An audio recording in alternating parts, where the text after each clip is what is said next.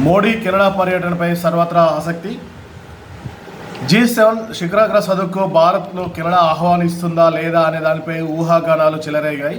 Canada ఆహ్వానించదని, ఒకవేళ పిలిచినా భారత తిరస్కరిస్తుందని పలు కథనాలు వెలువడ్డాయి.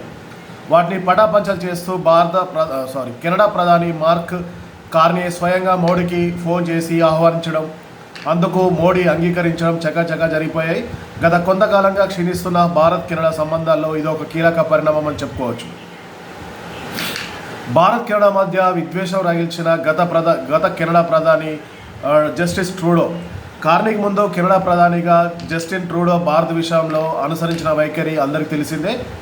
తన అసమర్థ పాలనను కప్పిపుచ్చుకునేందుకు, ప్రభుత్వం పడిపోకుండా కాపాడుకోవడానికి సొంత ఎంపీలో పెరుగుతున్న అసంతృప్తిని పక్కదోవ పట్టించడానికి ఖలిస్తానీ వేర్పాటువాదులకు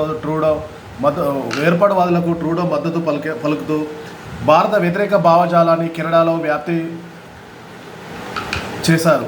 ఓ దేశాధినేతగా ఉంటూ ఓ పక్తు రాజకీయ నాయకుడిగా వ్యవహరించారు. ఖలిస్తాన్ వేర్పాటువాది హర్దీప్ సింగ్ నిజ్జర్ హత్య కేసును భారత ప్రభుత్వంపై నెట్టేసి రాజకీయ లాభం కోసం అక్కడ సిక్కుల్లో విద్వేషం రగిల్చే ప్రయత్నం చేశారు. అంతర్జాతీయ సంబంధాల్లో ఇలాంటి వైఖరి సరికాదని తెలిసినా ట్రూడో వెనుకాడలేదు. అయితే ఏ రాజకీయ ప్రయోజనాలను ఆశించి ఆ శత్రుత్వాన్ని ట్రూడో పెంచారో అది మాత్రం ఆయనకు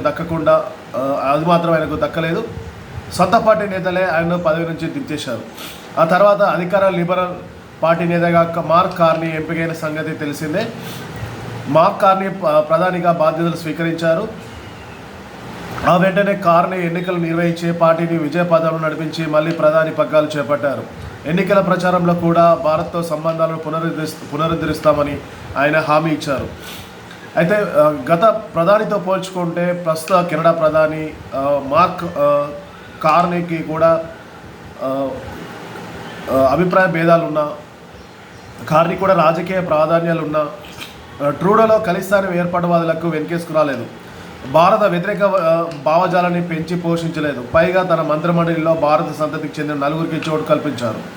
కీలకమైన విదేశాంగ మంత్రి పదవి అనితా ఆనంద్కు ఇచ్చారు. క్యాబినెట్ కూర్పుతోనే తాను ట్రూడోలో వ్యవహరించబోనని సంకేతాలు ఇచ్చారు ప్రపంచానికి. ఖలిస్తానీ అనుకూల సంస్థల కోసం ప్రపంచంలో 5వ అతిపెద్ద ఆర్థిక వ్యవస్థ అయిన భారత్ను కెనడా దూరంగా చేసే ఉద్దేశాలు తనకు లేవనే విషయాన్ని స్పష్టం చేశారు. కార్నీ స్వతహాగా బ్యాంకర్. గతంలో బ్యాంక్ ఆఫ్ కెనడాలకు గవర్నర్గా విధులు నిర్వహించిన అనుభవం ఉంది.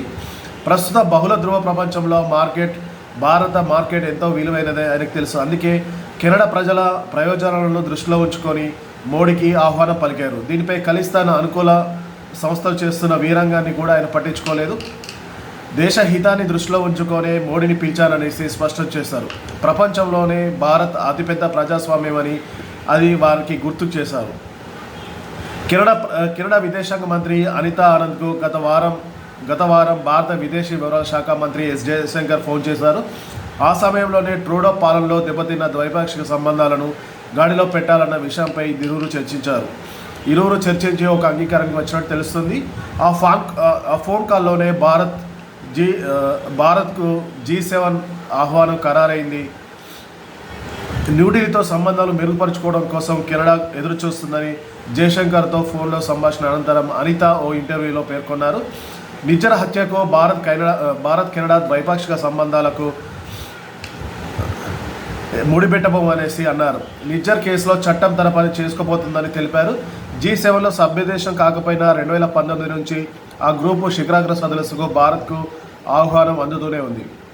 ఈ నెల 15 నుంచి 17 తేదీ వరకు కెనడాలో జరగనున్న ఈ సదస్సు ఆపరేషన్ సింధూర్ నేపథ్యంలో మనకు చాలా కీలకం.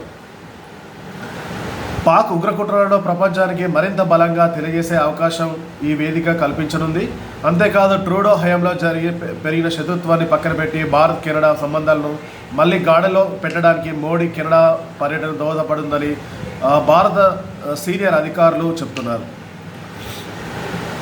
మరోపక్క భారత ప్రధాని నరేంద్ర మోడీని ఆహ్వానించడం సరైందనేసి కెనడా ప్రధాని కార్నీ వెల్లడించారు. ప్రపంచంలో 5వ అతిపెద్ద ఆర్థిక వ్యవస్థ అయిన భారత్ లాంటి దేశాన్ని G7 శిఖరాగ్ర సదస్సుకు పిలువకపోవడం సరికాదని కెనడా ప్రధాని మార్క్ కార్నీ పేర్కొన్నారు. G7 సదస్సు ఆహ్వానాన్ని భారత్కు తాను పంపడంపై దేశంలోని కొన్ని రాజకీయ పార్టీలు చేస్తున్న విమర్శలకు కార్నీ సమాధానం చెప్పారు. ప్రపంచంలోని కీలక సరఫరా వ్యవస్థలకు భారత్ కేంద్రమని అన్నారు. ఈ G7లో సభ్య దేశాలు కూడా భారత్ను ఆహ్వానించాల్సిందే అనేది స్పష్టం చేశాయని చెప్పారు. ఈ నెల 15 నుంచి 17 తేదీ వరకు అల్బర్టా ప్రావిన్స్లోని G7 సదస్సుకు కెనడా ఆతిథ్యం ఇస్తుంది. ఖలిస్తానీ వేర్పడవాది హర్దీప్ సింగ్ నిజ్జర్ హత్యపై అడిగిన ప్రశ్నకు సమాధానం ఇస్తూ ఈ కేసులో న్యాయ ప్రక్రియ కొనసాగుతుందని, కాబట్టి తాను వ్యాఖ్యానించాలని అనేసి కెనడా ప్రధాని వెల్లడించారు. అయితే భారత్ను ఆహ్వానించడంపై కెనడాలోని కొన్ని రాజకీయ పార్టీలు దుమారం రేపుతున్న వేళ ప్రపంచంలోనే 5వ అతిపెద్ద ఆర్థిక వ్యవస్థ అయిన భారత్ను పిలవడం సరైన చర్యగా అని కెనడా ప్రధాని సమర్థించుకున్నారు.